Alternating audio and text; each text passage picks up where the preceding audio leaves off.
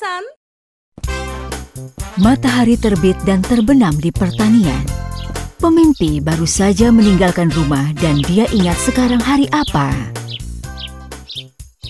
Pagi yang sangat indah. Matahari bersinar cerah dengan beberapa awan putih, bunga-bunga bermekaran, pepohonan berwarna hijau. Tunggu dulu, matahari, bunga, pohon, ini sudah musim semi. Paskah!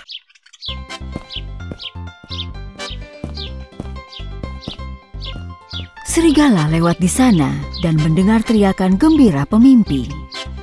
Apa yang kau teriakan? Kepalaku sakit. Serigala, serigala, hari ini Paskah, Paskah! Apa itu? Paskah, di hari kelahiran kembali, bahkan alam juga bangun. Semuanya terlahir kembali. Paskah! Baik, tapi jangan teriak-teriak. Aku tidak tahan. Oh, serigala, aku baru lihat. Apa yang terjadi dengan tanganmu? Ini kecelakaan kecil. Aku menyentuh wajan panas. Untungnya ibuku sudah mengobatinya. Dan aku baik-baik saja. Semoga cepat sembuh. Kalau begitu, kau tidak bisa ikut mengumpulkan telur, iya kan? Telur? Di mana? Apa ayam-ayam sedang membagi-bagikan telur? Bukan ayam, tapi kelinci. Kelinci Paskah. Kepalamu terbentur ya? Mana ada kelinci bertelur? Mereka tidak punya telur. Ikut aku, kau akan lihat sendiri. Itu telinga apa? Jadi kalau kelinci melihatku, dia tidak akan takut dan kabur. Sambil memegang keranjang, pemimpi dan serigala pergi ke tengah hutan dan mencari telur di antara semak-semak. Di bawah batu, di lubang, gua, mereka mencari di mana-mana.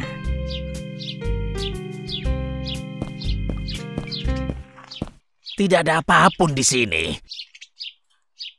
Ini aneh sekali. Pemimpi, dengar.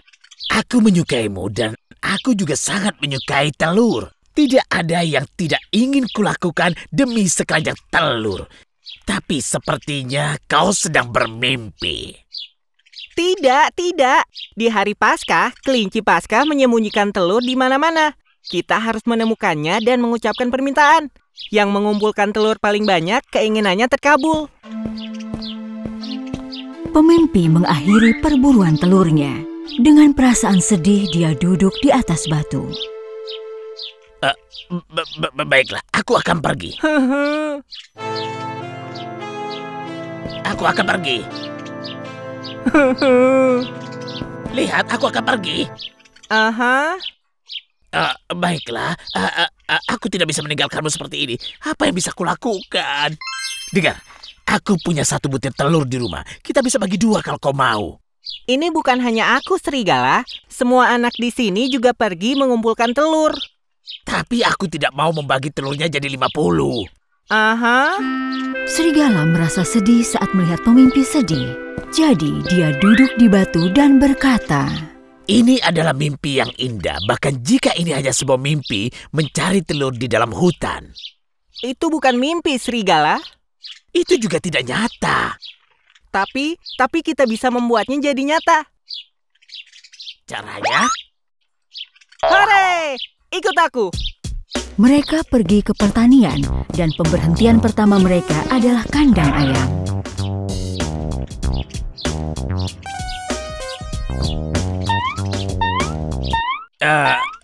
Pemimpi, ayam-ayam itu tidak menyukaiku. Ikut aku. Aku serius, mereka tidak suka padaku. Baiklah, kalau begitu tunggu aku. Dia pergi ke kandang ayam. Kambing itu benar-benar lucu. Kita akan mengumpulkan telur di hutan, telur kelinci. Mana mungkin. Aku datang. Telur-telur kita sudah siap. Oh, wow. Oh, bagaimana? Apa mereka memberi semua telurnya kepadamu?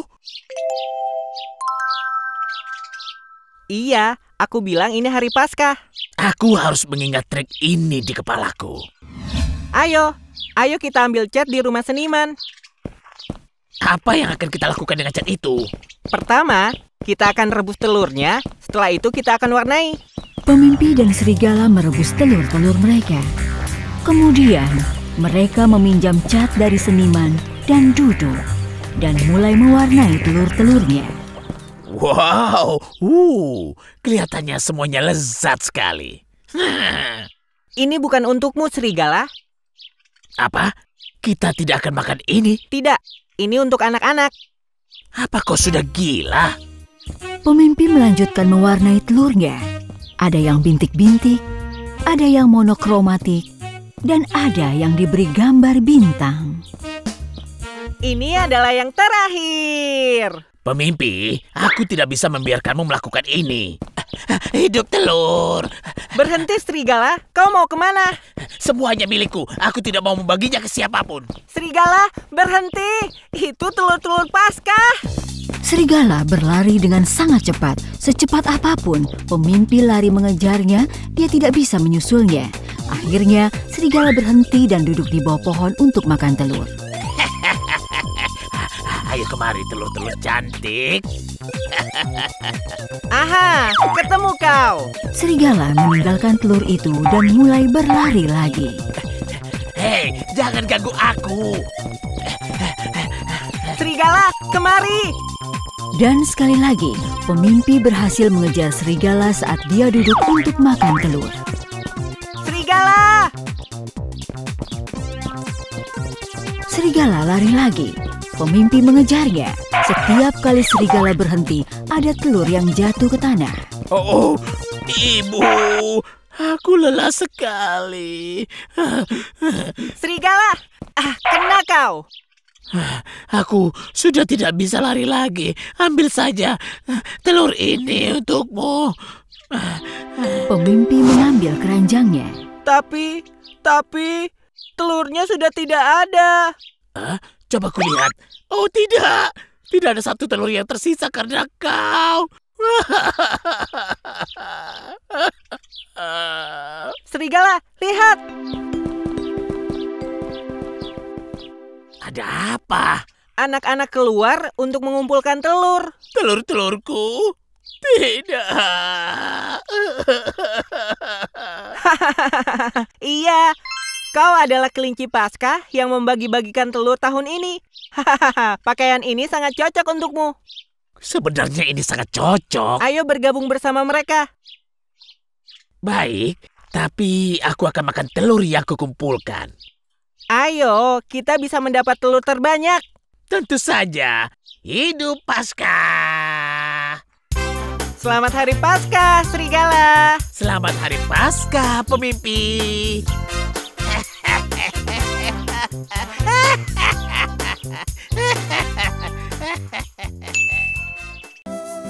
Pada zaman dahulu kala, di sebuah negara yang sangat indah, hidup raja dan ratu baik hati yang dicintai oleh semua.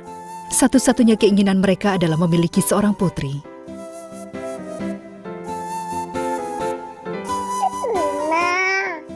Suatu hari, harapan mereka menjadi kenyataan dan putri mereka pun lahir. Mereka menggelar pesta untuk merayakan kebahagiaan ini. Semua raja dan ratu dari kerajaan lain, juga penduduk kota dan 12 peri pun diundang. Sebagai bagian dari perayaan, semua orang mempersembahkan hadiah untuk putri yang baru lahir ini. Saat giliran peri, masing-masing mengucapkan doa menggunakan tongkat ajaib mereka. Ada 12 peri yang hadir. Semoga hidup akan selalu memberimu kebahagiaan. Semoga kecantikanmu menjadi pembicaraan di seluruh penjuru negeri. Putri akan menjadi gadis yang sangat pintar. Semoga dia akan selalu bersikap baik pada rakyatnya. Tiba-tiba, aula istana pun bergetar. Dan semua orang tampak kaget dengan suara yang melengking tinggi. Peri jahat adalah peri ke-13. Mereka tidak mengundangnya ke pesta ini. Karena marah, peri jahat mendekati buayan dan menyingkirkan 12 peri baik lainnya yang masih belum selesai memberikan hadiah. Jadi, aku satu-satunya yang tidak diundang. Aku mengerti. Baiklah, walaupun aku tidak diundang, aku juga memiliki hadiah yang bagus untuk sang putri. Di ulang tahunnya yang ke-16, jari putri akan tertusuk jarum dan dia akan mati.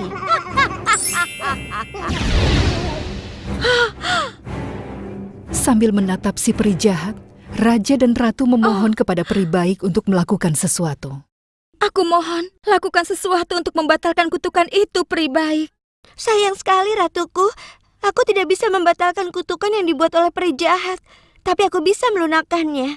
Saat jari putri tertusuk jarum, dia tidak akan mati. Dia akan tidur selama 100 tahun. Dia hanya bisa dibangunkan oleh ciuman dari seorang pangeran. Hanya itu yang bisa aku lakukan.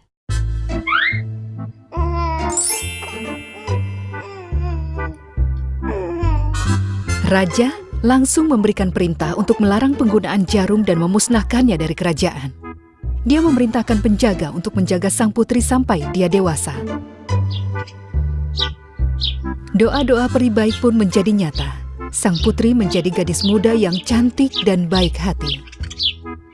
Di istana, dia hanya boleh pergi keluar ke kebun bersama para peri. Ayahnya selalu mengawasinya. Pada hari ulang tahunnya yang ke-16, putri pun dikurung di dalam kamar untuk mencegah kutukan itu terjadi. Semua orang merasa khawatir. Jika tidak terjadi apapun sampai matahari terbenam, kutukannya bisa dibatalkan. Sang putri merasa bosan dan ingin membuka jendela agar dia bisa menghirup udara segar. Di luar sana, cuacanya sangat indah. Saat dia membuka jendela, dia melihat seekor burung gagak membawa sebuah kotak kecil di paruhnya. Burung itu meletakkan kotak itu di jendela dan kemudian terbang. Itu adalah sebuah kotak dengan hiasan yang indah. Putri tidak bisa menahan diri untuk membukanya. Dia membuka kotak itu dan melihat sebuah cincin berlian. Dia pikir itu hadiah ulang tahun dari para peri, jadi dia pakai cincin itu di jarinya. Ternyata ada sebuah jarum kecil tersembunyi di bawah berlian itu. Jadi, ketika jarum itu menusuknya, sang putri pun jatuh tidur selama 100 tahun. Burung yang membawa kotak kepada putri adalah burung gagak milik peri jahat. Saat mereka tidak mendengar suara apapun dari kamar putri, raja menjadi khawatir dan pergi untuk memeriksa. Anakku, kau tidak mengatakan apa-apa. Buka pintunya agar aku bisa melihatmu. Bersabarlah, hanya tersisa 2 jam lagi sampai matahari terbenam dan kutukan itu akan hilang.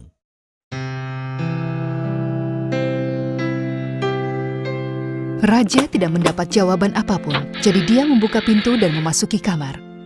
Betapa terkejutnya dia menemukan putrinya terbaring di lantai. Ratuku, penjaga, cepat! Putriku tertidur, ini bencana, ini semua bencana!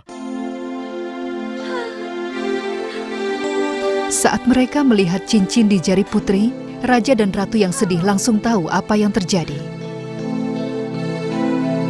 Peri jahat telah menipu putri untuk menusuk jarinya sendiri. Dia sudah melaksanakan kutukannya.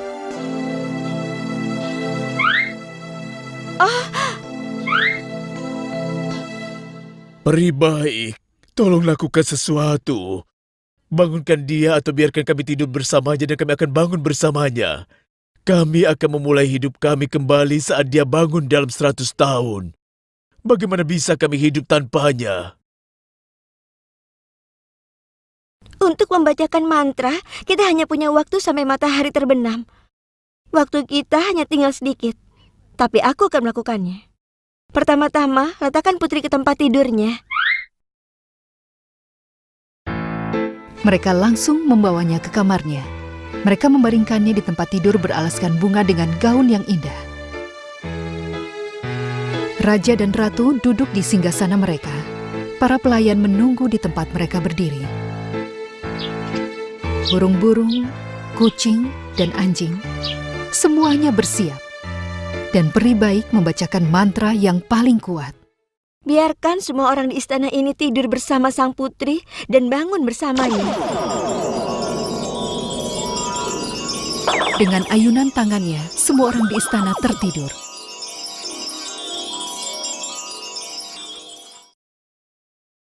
Mulai saat itu, istana ini dikenal sebagai Istana Putri Tidur. Saat waktu berlalu, istana sekarang dikelilingi oleh tanaman berduri. Tidak ada seorang pun yang bisa masuk. Tahun-tahun berlalu. Suatu hari, seorang pangeran datang bersama prajuritnya. Dia lihat istana itu ditutupi oleh sulur-sulur. Ini dia. Ini pasti Istana Putri Tidur. Ini yang selalu diceritakan oleh ibu saat aku masih kecil. Lihat, tempat ini dikelilingi oleh tanaman berduri. Dia mengeluarkan pedangnya dan mulai memotong tanaman berduri itu. Dia berjuang untuk bisa menemukan pintu istana. Dan saat dia masuk, dia dibuat kaget dengan apa yang ia lihat. Raja dan ratu duduk di singgasana dan orang-orang di istana tidur di tempat yang sama. Mereka hanya berbaring diam.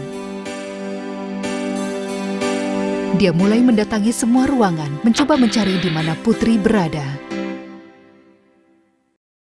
Aku pasti akan menemukanmu, putri cantik. Aku akan menyelamatkanmu. Aku akan mengangkat kutukan itu. Sang pangeran berlarian ke sana kemari untuk menemukan kamar sang putri. Akhirnya, dia tiba di sebuah kamar di sebuah menara. Perlahan dia membuka pintu itu dan menemukan seorang putri yang cantik tertidur di tempat tidur beralaskan bunga mawar. Astaga, cantik sekali dia. Seakan-akan dia baru tidur kemarin. Bunga-bunganya masih berbau harum.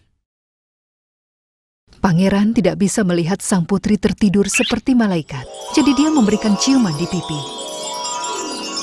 Pada saat itu, sang putri pun bangun. Saat dia melihat pangeran tampan berdiri di depannya, dia pun bertanya. Apa yang terjadi? Apakah aku bermimpi? Tidak, Tuan Putri. Kau sama sekali tidak bermimpi. Sekarang kutukannya sudah lenyap. Tolong, berikan tanganmu padaku, biar aku membantumu bangun dari tempat tidur ini. Sang putri memberikan tangannya kepada sang pangeran dan bangun. Kemudian kutukan itu terangkat. Semua orang bangun dari tidur mereka. Raja, ratu, pelayan, kucing, anjing, dan bunga-bunga di kebun. Semuanya kembali hidup. Tidak ada lagi tanaman berduri. Raja dan ratu berlari ke kamar putri mereka dengan penuh semangat. Ya Tuhan, hari yang sangat indah. Aku sangat bahagia. Putriku dan seluruh istana bangun dari tidur mereka. Mereka berpelukan dengan gembira. Sang pangeran berlutut di hadapan raja. Rajaku, aku ingin menikahi putrimu. Dengan izinmu yang mulia, boleh aku melamarnya? Pangeran, kami sangat bahagia. Aku terhormat jika kau menikahi putriku. Tuan putri yang tersayang, aku sudah lama menunggu saat-saat seperti ini. Maukah kau menikah denganku? Ya, kau adalah pangeran yang aku lihat di mimpiku. Mereka mengundang semua peri dan menikah dengan pesta yang sangat mewah. Mereka hidup bahagia untuk selamanya. Dan apa yang terjadi pada peri jahat? Setelah dia tahu apa yang terjadi, dia pergi melarikan diri dari tempat itu. Pada zaman dahulu kala, di sebuah negara yang jauh, hidup keluarga Darling. Anak tertua mereka adalah Wendy dan anak laki-laki mereka John dan Michael. Suatu malam, orang tua mereka pergi ke kota.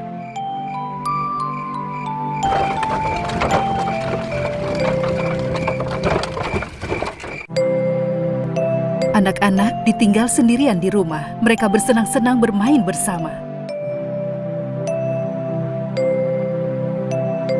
Saat mereka lelah dan mengantuk, kakak mereka menceritakan kisah tentang Peter Pan. Di zaman dahulu kala, di sebuah dunia rahasia, hidup seorang anak bernama Peter Pan. Mereka semua tertidur. Tak lama, Wendy terbangun karena mendengar suara yang berasal dari jendela. Dan apa yang dia lihat? Ada seorang anak dan peri terbang di depannya. Mereka duduk di pinggir jendela, menertawakannya.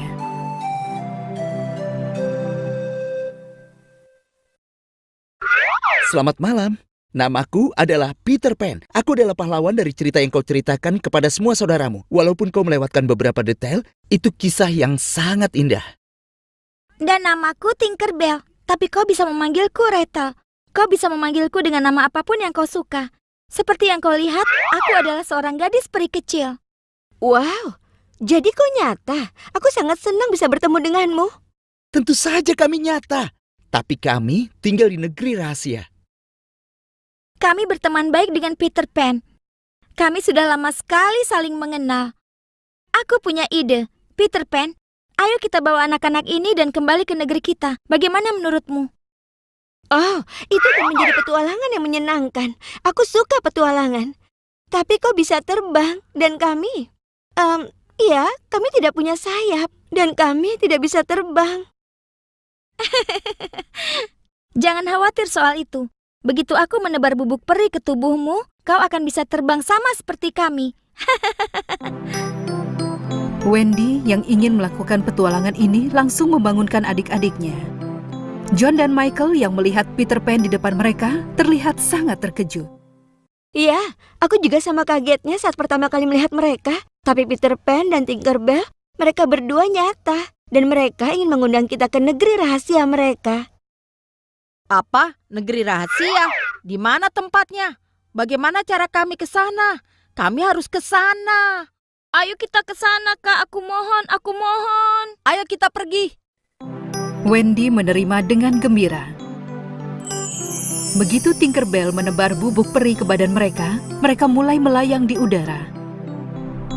Terkejut, bersama-sama mereka mulai melayang keluar jendela. Wuhu, hebat!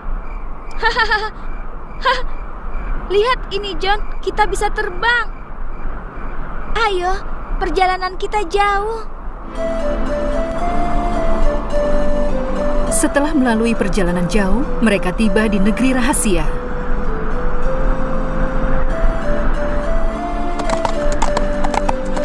Ini adalah negeri tempat tinggal hewan liar, suku Indian, peri, dan anak-anak yang hilang. Tapi juga bajak laut yang berbahaya. Pemimpin bajak laut itu bernama Kapten Hook. Kapten Hook adalah musuh besar Peter Pan. Alasan sampai terjadinya permusuhan ini karena kejadian di masa lalu. Suatu hari, Kapten Hook menangkap putri suku Indian.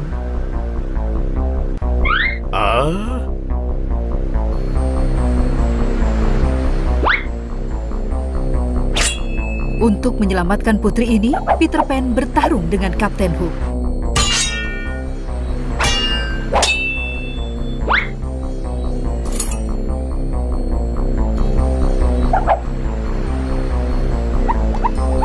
Dia memotong salah satu tangannya dengan pedang dan tangannya jatuh ke laut. Seekor buaya memakan tangan itu termasuk jam tangannya. Sambil berenang, buaya itu terdengar tik-tok, tik-tok, tik-tok. Begitulah suaranya. Buaya itu disebut tik-tok. Untuk menggantikan tangannya, mereka menggantinya dengan sebuah kain. Dari situlah dia dikenal sebagai Kapten Hook. Peter Pan dan anak-anak pergi ke rumah Peter Pan tanpa terlihat oleh Kapten Hook. Kapten selalu memata-matai semua orang di negeri rahasia menggunakan teleskopnya, jadi mereka harus hati-hati dan selalu bersembunyi. Ada 3 orang anak hilang di rumah Peter Pan. Mereka adalah anak-anak yang diculik oleh Kapten Hook dan diselamatkan oleh Peter Pan. Mereka langsung menghampiri Wendy. Selamat datang. Jadi apa ini artinya kita akan bisa makan enak setiap hari? Apakah aku harus memasak hanya karena aku anak perempuan? Tapi kami... Sudahlah, kau beruntung aku suka memasak. Tentu saja aku akan melakukannya. Dan aku juga akan menceritakan dongeng sebelum kau tidur. Hore! Yipi! Anak-anak itu memeluk Wendy dengan gembira. Wendy bersikap seperti ibu mereka. Dia memasak makanan enak, membuat kue, dan menceritakan dongeng sebelum tidur. Mereka berteman dengan baik dengan Peter Pan. Bersama mereka berjalan ke hutan dan saling mengenal satu sama lain. Tapi Tinkerbell tidak senang dengan persahabatan baru ini. Dia pikir Peter Pan sudah melupakannya dan menelantarkannya. Jadi dia mulai merasa muak dengan Wendy. Wendy harus segera pulang.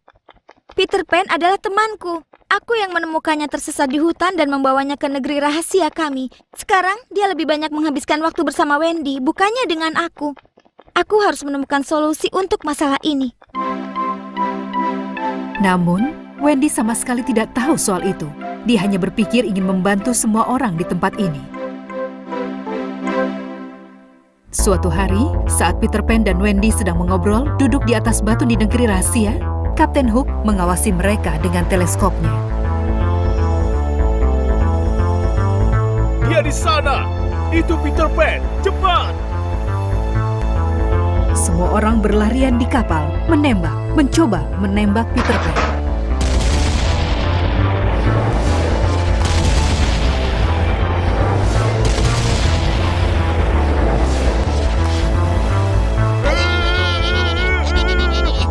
Kau payah!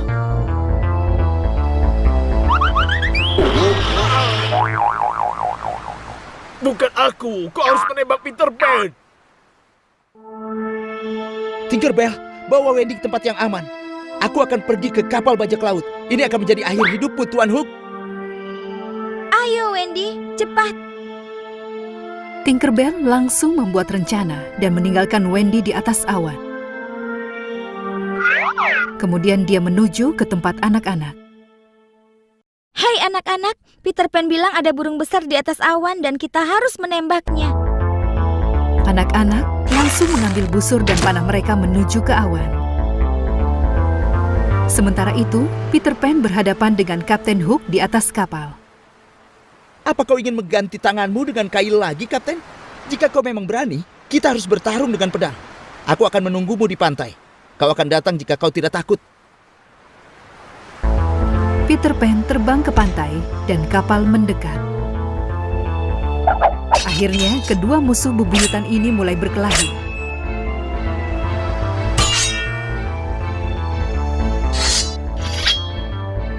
Kemudian, Kapten Hook mendengar suara yang sudah cukup akrab di belakangnya. Tik-tok, tik-tok. Begitu dia mendengar suara itu, dia berbalik dengan panik dan melihat Tik-tok menghampirinya. Dia lempar pedangnya ke udara. Dia berlari secepatnya ke kapal. Ibu! Ibu!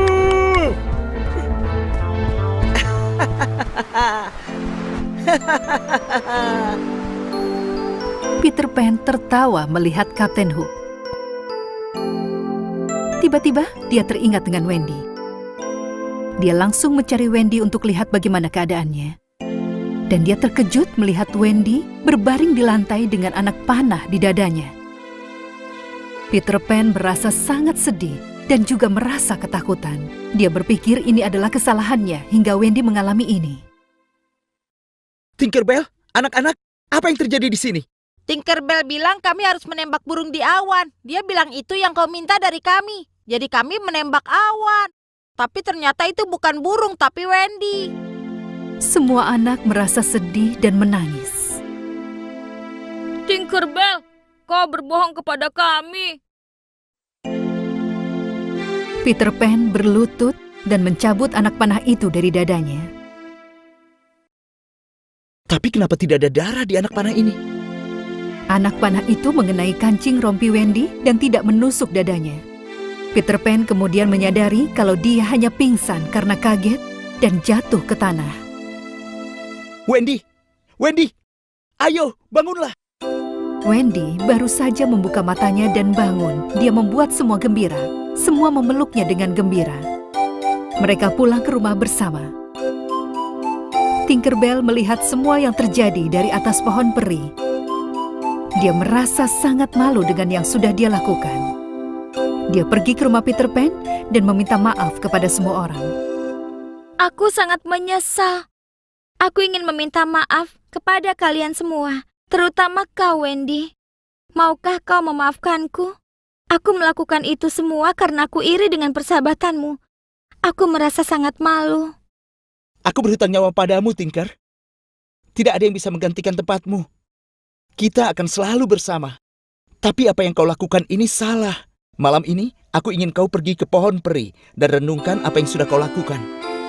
Wendy sudah memaafkan Tinkerbell, tapi karena Peter Pan menyuruhnya pergi, Tinkerbell kembali ke pohon peri. Semuanya sudah sangat lelah hari ini. Ayo anak-anak, sudah waktunya tidur. Tapi sebelumnya mendengarkan dongeng. Wendy menceritakan kisah tentang 3 anak yang pergi ke negeri rahasia. Dia menceritakan kisahnya sendiri kepada mereka. Adik-adiknya ingin pulang. Mereka sangat merindukan ibu dan ayah mereka. Wendy memanggil anak-anak hilang itu. Sepertinya kami akan pulang. Maukah kau ikut bersama kami? Ikut denganmu? Ke rumah aslimu? Hore!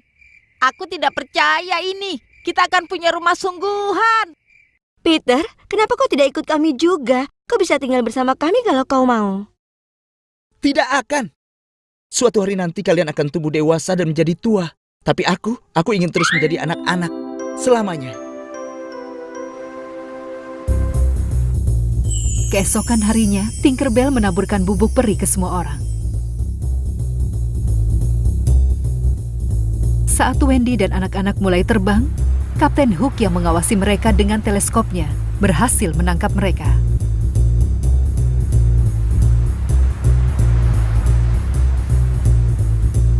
Menyaksikan semua yang terjadi, Tinkerbell langsung menemui Peter Pan dan memberitahunya apa yang terjadi. Peter Pan, ayo cepat. Mereka sudah tertangkap. Selamatkan mereka.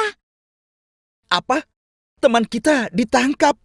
Aku rasa sudah cukup, Kapten. Masamu akan berakhir. Kali ini aku akan menjadikanmu sebagai makanan buaya.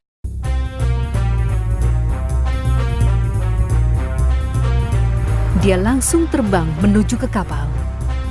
Melihat Peter Pan, anak-anak berteriak gembira. Itu Peter Pan! Hore! Kita selamat! Kapten langsung menyerang Peter Pan dengan pedangnya. Keduanya kembali bertarung.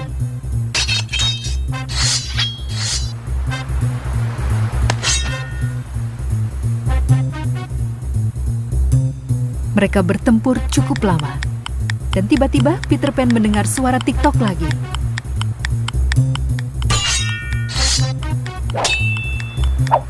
Tidak mau melewatkan kesempatan ini, dengan seluruh kekuatannya, dia menyerang Kapten dan mendorongnya ke laut.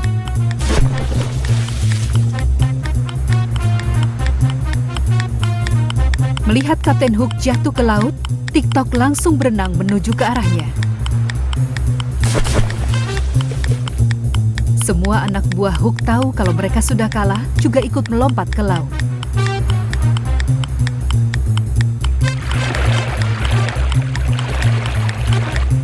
Ibu! Ibu! Kau seorang pengkhianat, Kapten. Lebih baik pergilah. Sekarang kau tahu apa akibatnya jika kau berani menangkap teman-temanku. Sekarang semua orang di negeri rahasia sudah aman dari bajak laut. Sekarang mereka juga punya kapal. Peter Pan langsung membuka ikatan dan membebaskan anak-anak. Mereka merayakan kemenangan ini dengan menjelajahi kapal. Sekarang Peter Pan menjadi kapten. Iya, sekarang saatnya kita pulang. Aku akan pastikan kalian bisa pulang dengan selamat. Hore! Hore! Terima kasih banyak untuk segalanya, Peter Pan. Aku tidak akan pernah melupakanmu. Aku juga tidak akan melupakanmu, Wendy. Aku mohon mengertilah. Aku tidak bisa tinggal di sana. Sebenarnya Peter Pan merasa sedih dia harus berpisah dari Wendy dan anak-anak. Untungnya, Tinkerbell akan selalu ada bersamanya. Boleh kami datang mengunjungimu, Wendy? Tentu saja, kapanpun kau mau, Tinker.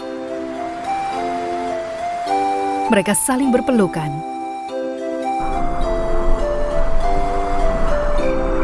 Untuk terakhir kalinya mereka terbang pulang dan keluarga mereka menyambut dengan gembira. Wendy, John, Michael, kami sangat merindukan kalian. Dari mana saja kalian? Siapa anak-anak ini? Mereka adalah anak-anak hilang, Bu. Kami baru kembali dari negeri rahasia bersama-sama. Negeri rahasia? Wendy memberitahu keluarganya semua yang terjadi. Ayah dan ibunya sangat terkejut, tapi juga sangat gembira bisa bertemu kembali dengan anak-anak mereka. Saat Wendy melihat keluar jendela, Peter Pan dan Tinkerbell sudah pergi. Mereka pun menghilang. Wendy masih melambaikan tangan. Peter Pan, semoga kita bisa berjumpa lagi. Kondo-san,